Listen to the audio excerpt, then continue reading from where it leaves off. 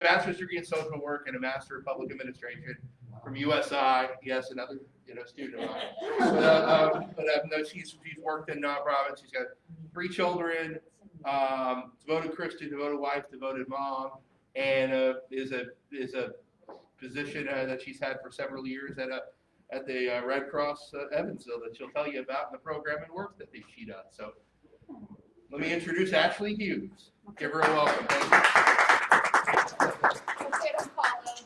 Okay, well, thank you so much. Is it okay while I stand up here if I take this off? Of course. Okay. I won't breathe on anybody. Okay, so I got coffee breath anyways, you know what I'm doing. So that energy, I probably shouldn't, but it's all right. So my name is Ashley Hughes. Thank you so much, Matt, for you guys inviting me to be here today to speak and also to be a member, or not a member, but a potential member. I'm thinking about it. So I really enjoyed the opportunity this last time that I was here. I love that you guys pray before your meetings. And I just love that everyone has such a servant's heart. So it was a wonderful time to be here the last couple of weeks, to be able to just share in that in a group of like-minded folks. So thank you for that, number one, for being who you are. I do appreciate that. 2, today what I'm going to do is I'm going to talk about an overview of the American Red Cross, which most of you probably are familiar with some of our services that we provide locally, but then talking about partnering with our biomedical services. So just recently I was promoted to the district manager of Indiana South. Woo! Woo! Yeah, and so one of the youngest in the country, but it's a little nerve-wracking, but especially during these tumultuous times. But the Red Cross has such a long-standing history, going all the way back to our founder, Ms. Claire Barton, for having a servant's heart. So a lot of what we do, I think, will resonate with the members of this club and our mission. So how many people, just 2 quick questions before we get started. How many people have ever donated blood, platelets, plasma, etc.? Yay! Oh my gosh, we break the statistic in here. That's great. And then how many people in here know somebody who have received a blood product, whether it be platelets for cancer treatments, transfusions, etc.? Okay, so quite a few.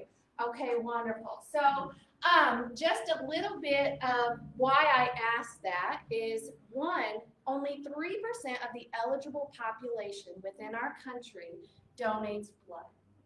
3%, okay? So that's not counting kids that are too young, those who are under the age of 16. It's not counting folks who have cancers that prevent them from being able to give. It's not counting those who are ineligible. These are eligible members of our communities. 3% donates. But every 2 seconds, somebody needs a blood product, right? Almost everyone in here raised their hand that they know somebody who has received a blood product. And we can't guarantee that it was from the Red Cross, right? But the Red Cross is the single largest provider of blood products across our country. We provide about 40% of those blood products. So chances are that you know somebody who has received something from us.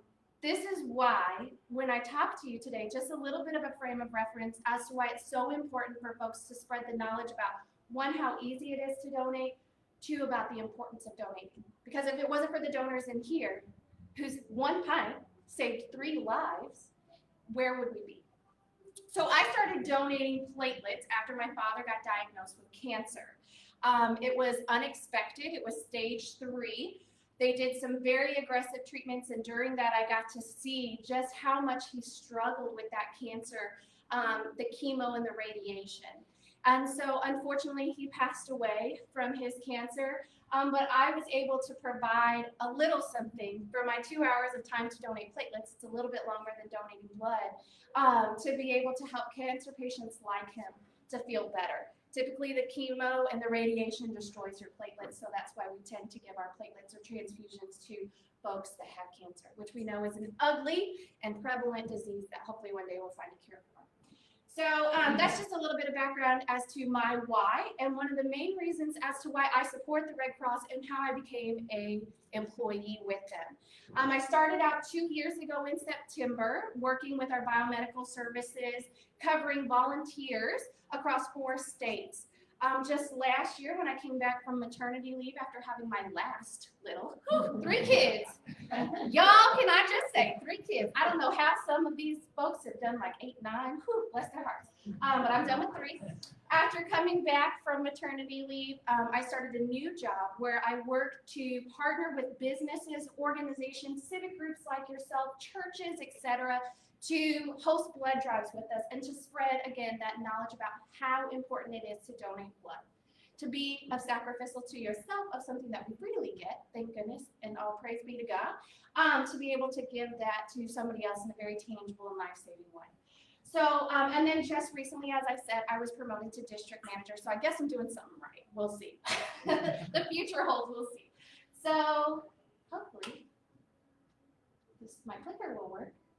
You guys saw that it worked this morning. It did work this morning. There's a gremlin in there. There's a gremlin in there. That's all right. No worries. Okay, so today's topic, enough about me. Today's topic is about the impact that the Red Cross has, and then also your guys' opportunity to partner with us to help save lives, what those benefits look like to you, and then a little bit about the experience of working with the Red Cross. Our mission for the Red Cross is to prevent and alleviate human suffering in the face of emergencies by mobilizing the power of volunteers and the generosity of donors, both financially as well as I was talking about those blood products. We do a lot. You've probably heard of the Red Cross. You've probably seen our symbol. We're one of the most trusted brands in the country and across the world. So our work, as you can see, we have a lot of different opportunities here that we do. Some of these you may not even have known about, like our services to armed forces. When you think of the Red Cross, oftentimes they think of our disaster relief programs as well as donating blood. But we do help our servicemen and women. We do international services when there are awful disasters across the world. We offer life-saving training services, and then our home fire campaign, disaster and biomedical. I'm going to give you a brief overview because as the Red Cross, we are one Red Cross. So even though my expertise is in biomedical services and blood donations, I want to make sure that I give my chapter partners and humanitarian partners the credit that they deserve too, and share that picture again of the one Red Cross. So our disaster response is phenomenal.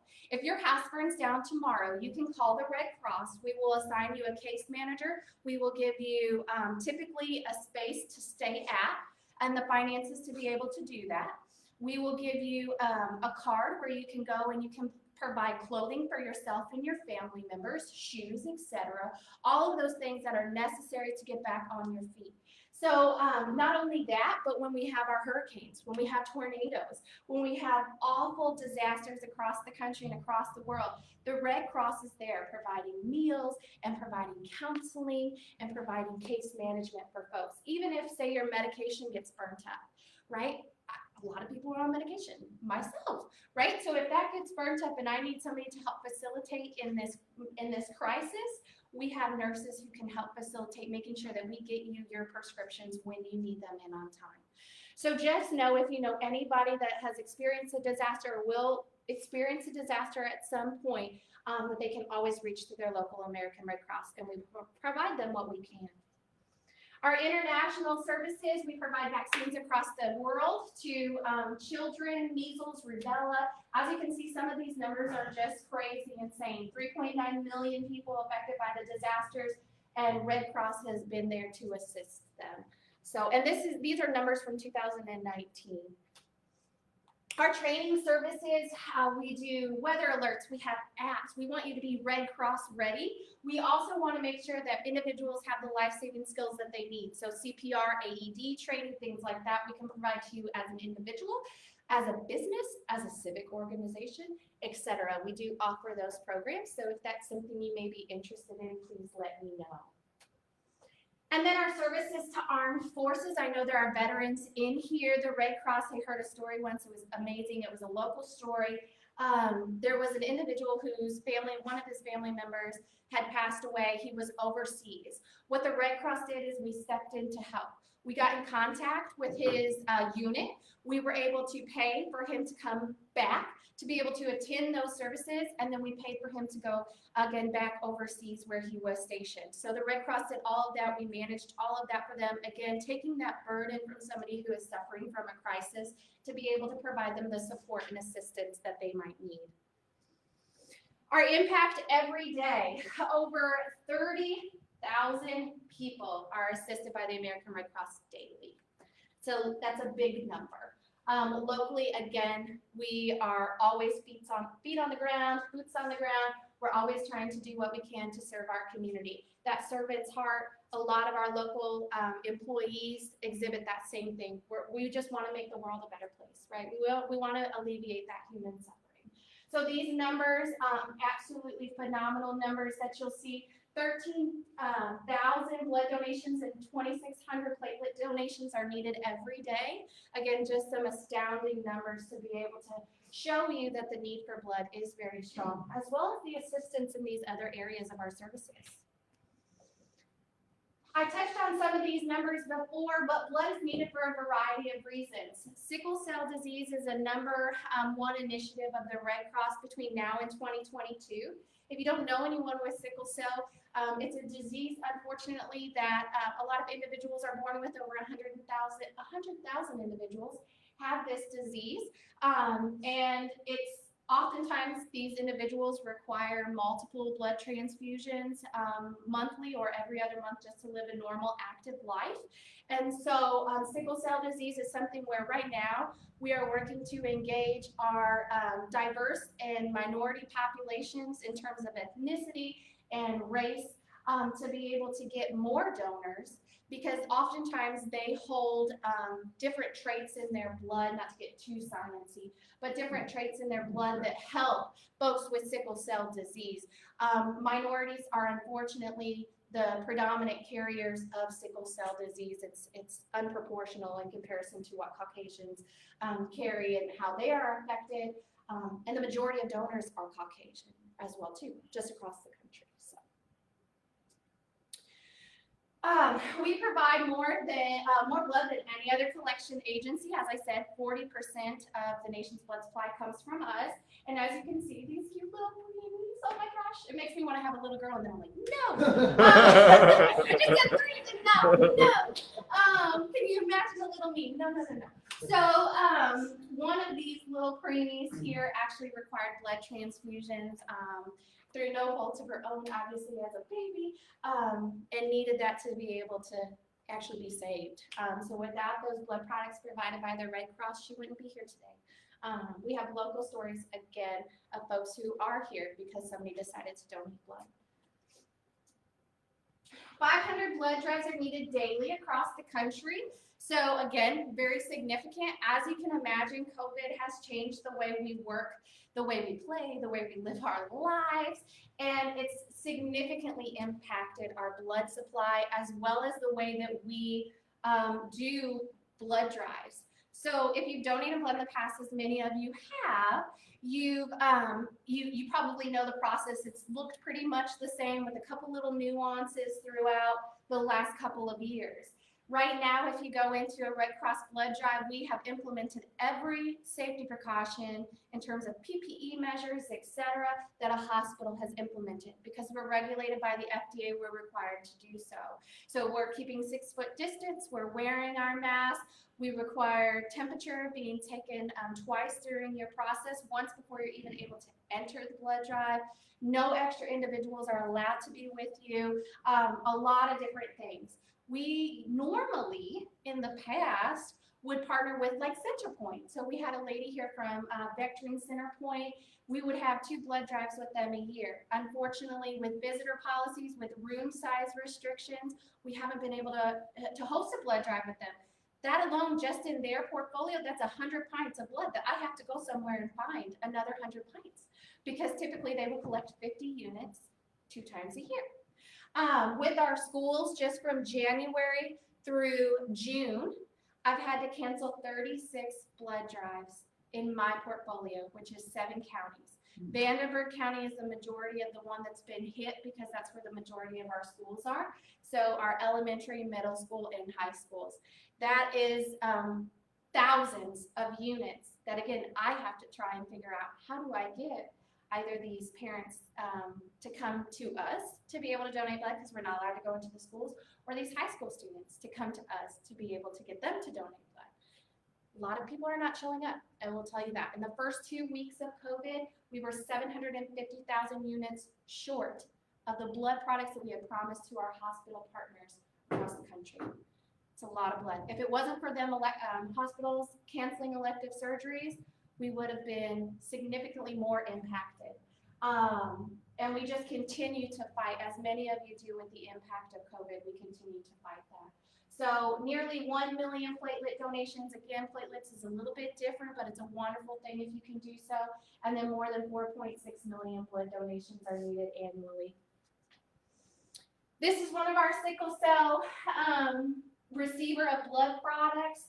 And she requires, again, just to be able to live that normal life that a lot of our kiddos live, or grandkiddos, or yourselves, multiple blood transfusions every month to be able to survive. One of the biggest things is when you partner with the Red Cross, you may say, okay, so why are you here, Ashley? This is great. Help break it down for me. Help me to understand what I can do, right? So as this infographic shows, your decision to sponsor a blood program as a single individual, whether again as a civic organization, somebody here at the Rotary, whether it be you take it back to your business or your church, or even just yourself as an individual outside of any type of structured organization, your decision to sponsor a program allows us to get exposure to about 40 to 50 donors at each drive. Okay, so say we partner and you want to pledge 25 pints of blood. That's enough to save 75 people's lives just because of this one person. We're going to give you about 40 to 50 appointments because we know some people are going to show up and their blood pressure will be too high, or somebody won't be feeling well, or somebody's going to be is just not going to show for whatever reason. Life happened. Their kids drove them crazy. That's me. Okay, so I keep harping on that, but man, sometimes. And so we see that we have the opportunity to expose 40 to 50 people, donors, to the life-saving mission of the Red Cross, the opportunity to altruistically give them to the opportunity to save lives. So this could be 40 to 50 people that I have never met. I am one person, okay? I cover Vanderburgh County, Union, Webster, and Henderson counties, as well as Saline and Gallatin counties in Illinois. So I only know so many people. My mouth is only so big. I can only be at so many meetings every day to share our mission and our need. So when you partner with us to provide that education, to provide that knowledge, not only are you helping us tangibly with that single blood drive, you have the multiplying effect of being able to expose more people to the mission of the Red Cross and our blood services, and to get that out there, that knowledge out there, and to encourage, inspire, and empower other people to give. Again, a lot of people that I don't know that you probably know, we did studies, so not me, I'm just a peon, but we did studies, the Red Cross, about why do people not give. And it kind of reflects a lot of why people don't give monetary donations to nonprofits. It's just the simple fact that nobody's ever asked them, or they've never really even thought about it until somebody decided to ask them. It's the same thing with blood. A lot of people, they go about their daily life and they don't think that every 56 days they can spend an hour of their time helping to save 3 people's lives. So that's just one of those things of where if we just have even exposure and education out there about our blood drives, about how easy it is, and the encouragement and the enthusiasm to donate blood, then we're going to see an astronomical increase in folks who are willing to donate and partner with us. The need is constant, so blood, unfortunately, it's perishable. We can't save it. We can't hold on to it and hope that, you know, when the next disaster happens or when you get into a car accident and you require 10 units of blood that we've got it just because we were able to freeze it. It is perishable. They do have expiration dates and it cannot be manufactured. We can't make it. We have to have it from volunteer donors like yourselves. What is the expiration? Every blood type, fun fact, every blood type has their own. So it just kind of depends. We take everybody's blood type. We do not care what your blood type is. There are our O positive and our O negatives. You know, those are our really important ones. But every type of blood has the opportunity to do to have a significant impact, and each of them has a different expiration date. Is there a range of them all or an average? Probably. I don't know it though. I'll have to ask hospital services.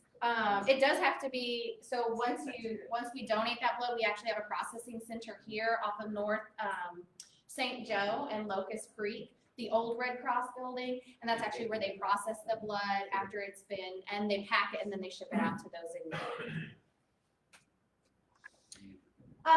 It's a win-win-win partnership. So when you work with the Red Cross, you're offering us the opportunity to partner with you to build goodwill and loyalty with our stakeholders, our community individuals, gain that exposure that we need, and help us again in our life-saving mission. It can provide team spirit and build morale among individuals in your businesses or civic organizations, your churches, as well as leadership opportunities. So I spoke with at Toastmasters briefly about partnering with blood services, and we did have an individual, Hector, who I believe is also a member of Rotary. That's correct. He was really interested about it. So he may take this partnership on to host a blood drive in connection with us as a part of his Toastmasters experience, and to build some of that leadership and that communication skills and things that Toastmasters is so good at helping to foster in individuals. And so it's a great opportunity. It's a great opportunity for our Rotaract. It's a great opportunity for anybody that really wants to help foster professional development and leadership, because you go from the very beginning of recruiting donors and marketing this and spreading communication to day of execution of the blood drive. It's pretty easy to host a blood drive, and when you do, you get me as your cheerleader. I can be super fun or super annoying depending upon your personality, but I do try to dial it back if you're not a fan of that. So I say try, right? Hank knows, he dealt with me for 2.5 years. So, and I was pregnant for some of it, so you got a whole bunch of hormones. Before a blood drive, sorry. Before a blood drive, what we do is we talk about, okay, who are our potential donors? The people within your business groups, etc., or yourselves, right? We also talk about where would be the best place to host. Right now, we need 1,200 square feet or more to be able to host with social distancing regulations. And then we put together people who are passionate about this, who want to help save lives, and those are considered your recruitment team. All of that stuff I help you to develop. We have all the marketing tools. We have all the communication tools. I make it super easy and super fun. And then day of drive, you help provide that volunteer support. And if you want to donate, then you can also donate as well. I try to make it fun. A blood drive should never be something, I think, where you just come in and you do your blood donation and you leave. It should be an experience, because this is really important for us to not only think of this one-time donation, but if you have a great customer service experience, your lifetime donation. It's just like when nonprofits assess, their donors, and they say, okay, we're not going to think of this one-time gift. We're going to see what is your potential to give lifelong. So just some things to kind of think about in terms of day of. And then after the blood drive, really just celebrating that, letting everyone know that you had that impact and you made a significant difference in so many people's lives.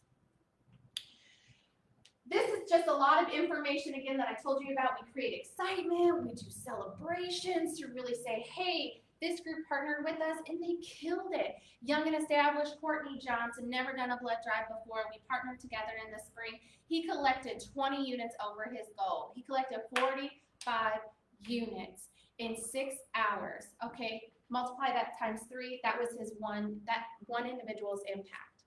Yes. Where do you donate? Yeah, so we do mobile units where we can come to you, or we have community blood drives that we are currently hosting in our Stockwell Road location, 29 South Stockwell Road.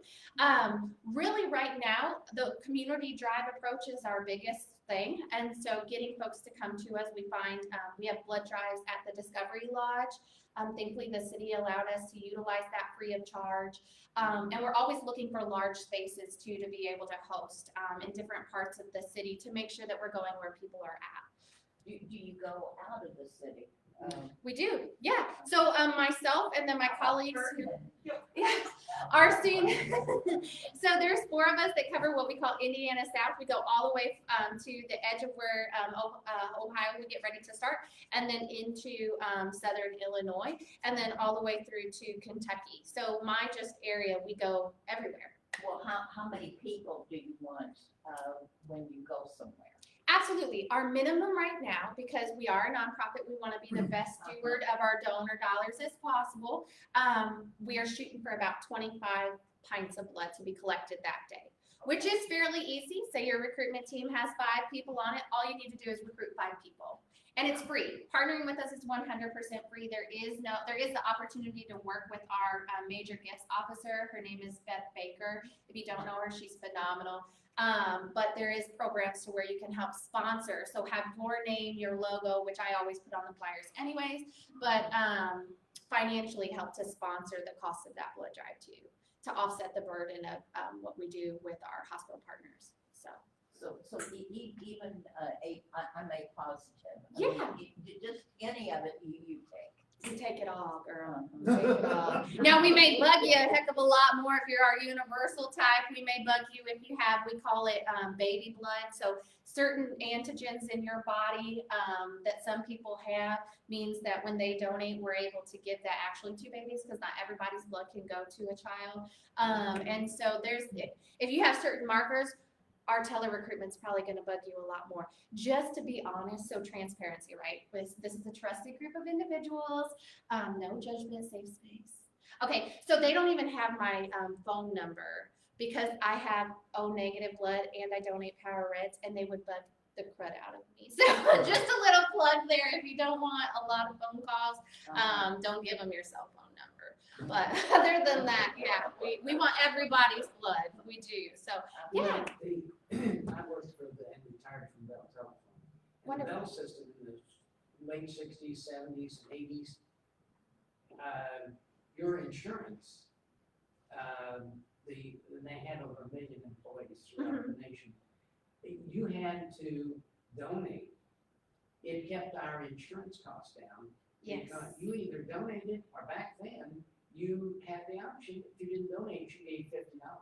When I love it. Let's do it. time, every year, you either gave $50 or you donated blood, because it went into the blood bank credit. Okay. And so it kept the cost of insurance down. Yes. And it was I kind of think that was a good idea, because if you did that universally, Yes. it would increase the number of people, because there are people that are willing to do it that don't mind, because some people are, if they're blonde and blue eyes, they usually are like me, a little bit afraid of doing the stuff, but have to.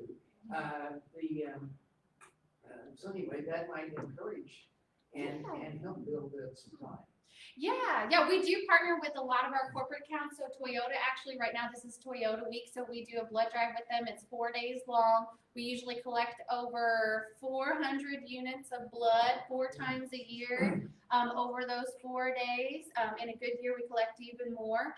And they actually get a credit towards their insurance. A lot of our corporate partners, they utilize the Red Cross blood drive as one of those incentive programs, because their insurance allows it to be one of their wellness type things.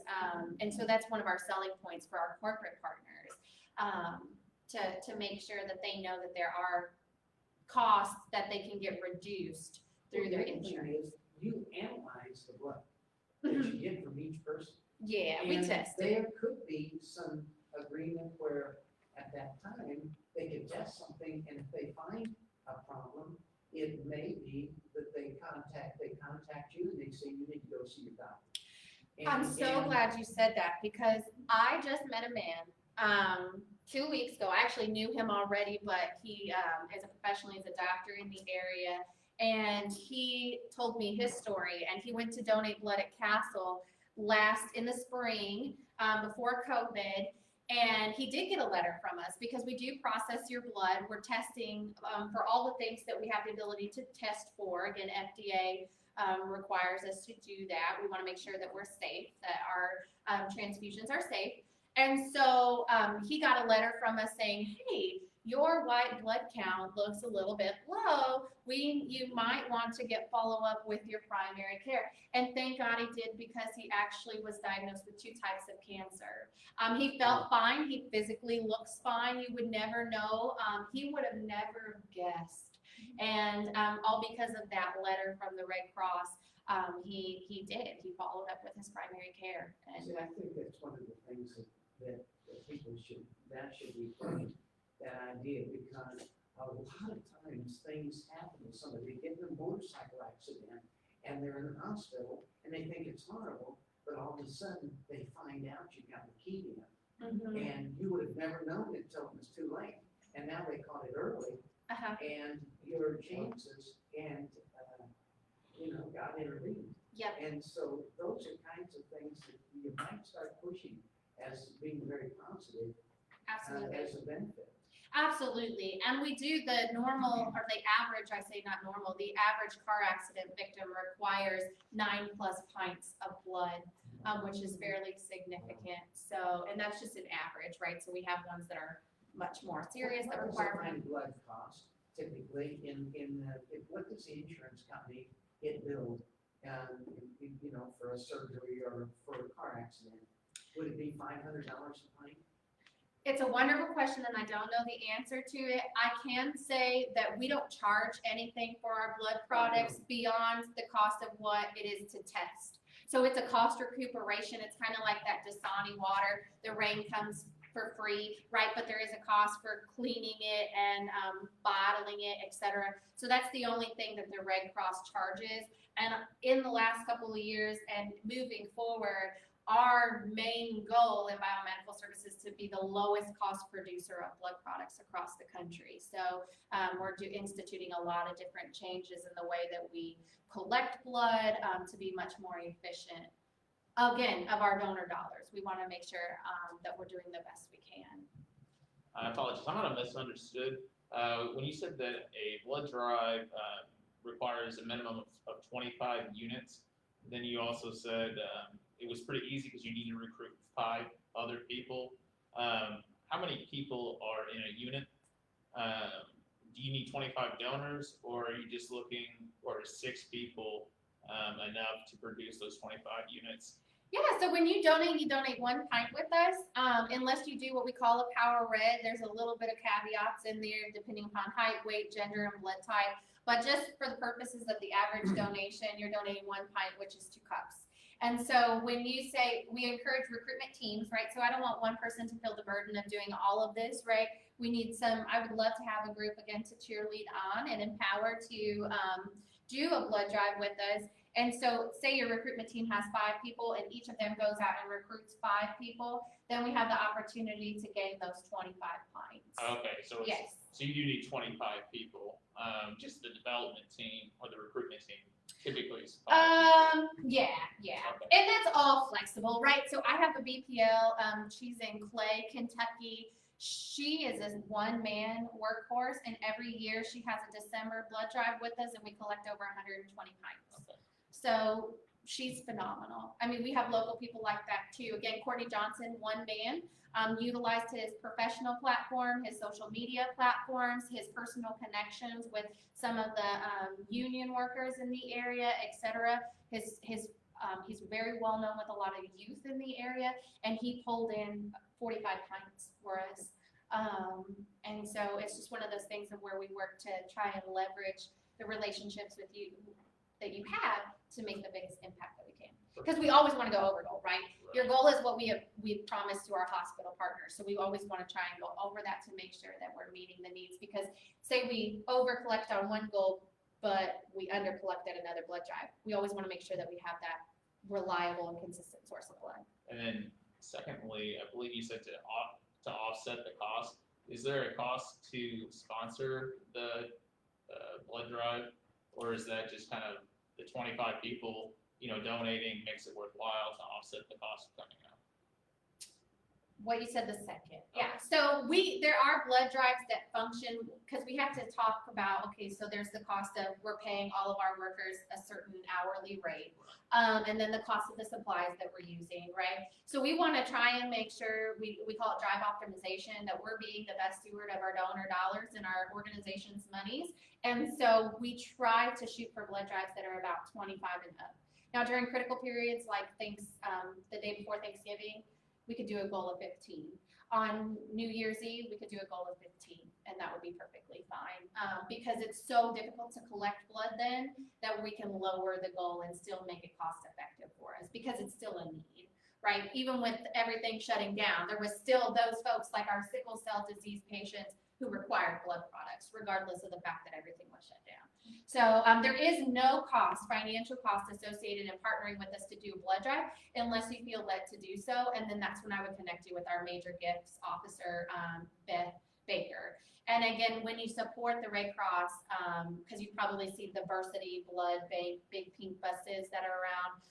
When you work with the Red Cross and you support the Red Cross, you're not only supporting our biomedical services, you're supporting the entire mission, which is those 6 different lines of service that I talked about as well. So. Do you have to have cards or anything where we can get a hold of you? Yeah, so because I just got my new position, the cards are in the mail. And so they're coming from Louisville and they're not here just yet. But I do have my contact information that I will get to Dr. Hinka, because we also have a big blood drive coming up on November 23rd. It's our Give Thanks, Give Life blood drive, which he'll be sending the flyer out. And I want to make sure, if you could please share that information. We're going to try and collect over 100 pints just that day. Where is that? Yeah, it'll be at the 29 South Stockwell Road location. It's called Give Thanks, Give Life. So, Jim, did you have a question? Yeah, I had a couple questions. Yeah. How frequently can somebody give blood? Yeah, every 56 days if it's whole blood, and if you do a power red, it's double that, so every 112. Okay, and you mentioned that, if you go in to give blood, they take about a pint. But what if I went in and said, put me down for a quart? Well,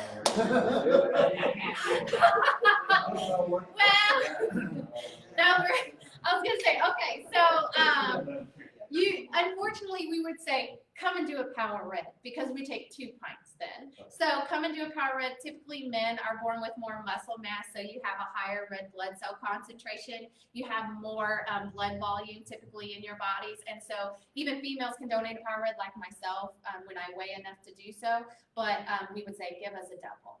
And how long does it take your body to recover? That's a great question. Everyone's different, so depending upon how quickly you produce. But most people, I would say most people, don't feel any different after donating. We do encourage you to drink water. We do encourage you to eat well so that your blood sugar is elevated back up to a normal level. But other than that, you typically feel fine after donating. So, yep. Any other questions? How long does it take to donate a pint or a double? Blood? Yeah, thank you for asking that. So to donate, it takes, we say, about 45 minutes. And then our double red, we say, takes allot yourself about an hour and 30. So. All righty, Thank you, Ashley. Yeah, thank you. I appreciate it. who's the sponsor for the November 23rd? So 44 News is the sponsor for the November 23rd blood drive, but my hope would be that Rotary would decide to sponsor a blood drive with us, where you host one so that your name is associated with us, as well as spreading the word for that large media drive on November 23rd. So. Okay. Maybe Yeah. the first of the year. But you can- Yes, try to book about 3 months in advance, but I'm booking all the way through all of 2021. So I've got dates if you're willing and ready. We don't have enough members to guarantee 25. We could, everybody could recruit their friends, neighbors, Yeah, co-workers, and Absolutely. get a location. So absolutely. Do you have to have a COVID test before you come? Nope, and we're actually donating, we are testing all blood products right now collected for the COVID-19 antibodies. So if you're interested, if you've been exposed to COVID-19 or not, you can get those test results within 7 to 10 business days of donating. So if you have the antibody, Yeah, they would still use it because it would help provide antibody Absolutely. for the people that were getting it. absolutely. That'd Yep, which is a big need right now, convalescent plasma. If you've had a positive COVID-19 testing, we're gonna encourage you to donate our convalescent plasma because the FDA has said that it can go to help alleviate some of the suffering of those with COVID-19 in our hospital units. So I'd love to talk to you afterwards if you have any further questions. All right. Okay, who did not take part in half pot? Luke, you did? I did not know. All right, did you do the honor of drawing our ticket?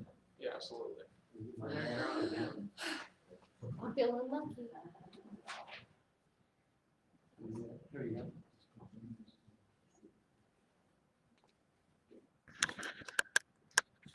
All right, the number is 5673991. 391, class 391, it was Debbie. Oh, look at that. My daughter did that. Thank you, thank you. Yeah, absolutely. So, what are we gonna do? It's still the 9 of spades. But, I mean, but who's, Let somebody else draw it. Want to do another draw? you, we'll take. No, the drawing for the other pot.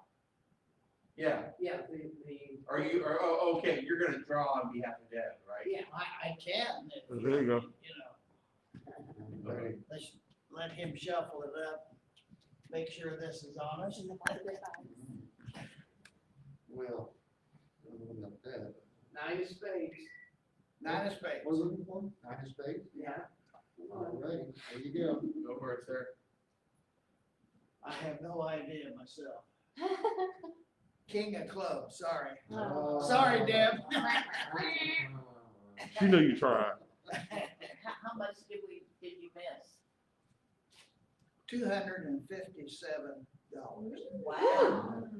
That's in the kitty, the big kitty. You know what happened when you come to the meeting? Put a little late in that, right? And the cards are getting less and less, guys. And you need to put that in your, what you send out I every will. week. That's her thing, she comes here in 6 months, she wins the half.